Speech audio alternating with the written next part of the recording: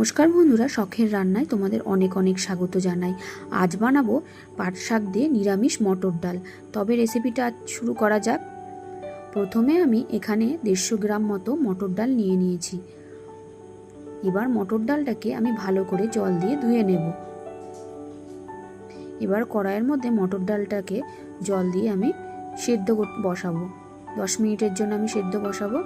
দেখো মটর ডালটা সেদ্ধ হয়ে গেছে। এবার কেটে রাখা পাট শাকগুলো আমি এর মধ্যে দিয়ে 10 মিনিটের জন্য ঢাকা দিয়ে দেবো। এবার আমি দিয়ে দিলাম চেরা কাঁচা লঙ্কা, কিছুটা পরিমাণ লবণ। আবারও আমি ঢাকা দিয়ে দেবো কিছুক্ষণের জন্য। আমি পাট শাকটাকে সেদ্ধ হতে দেবো। পাট শাকটা এখন সেদ্ধ হয়ে গেছে। এবার দিয়ে দেবো হলুদ।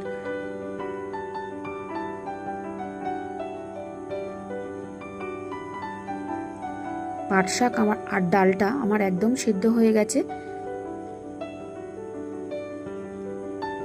এবার আমি কড়াইতে ফোড়নের জন্য দিয়ে দেবো শুকনো লঙ্কা।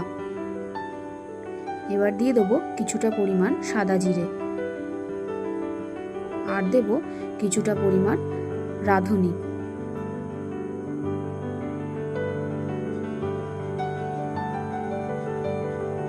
এবার শুকনো লঙ্কা, সাদা জিরে, রাঁধুনিটা একটু ভাজা হয়ে গেলে দিয়ে দেবো 1 চামচ পরিমাণ আদা বাটা। আদা বাটাটা আমি তেলের মধ্যে ভাজা হয়ে গেলে এবার যে সেদ্ধ করে রাখা ডালটা আমি দিয়ে দেব। ডালটা ফুটে উঠলে এবার আমি দিয়ে দেবো কিছুটা পরিমাণ চিনি।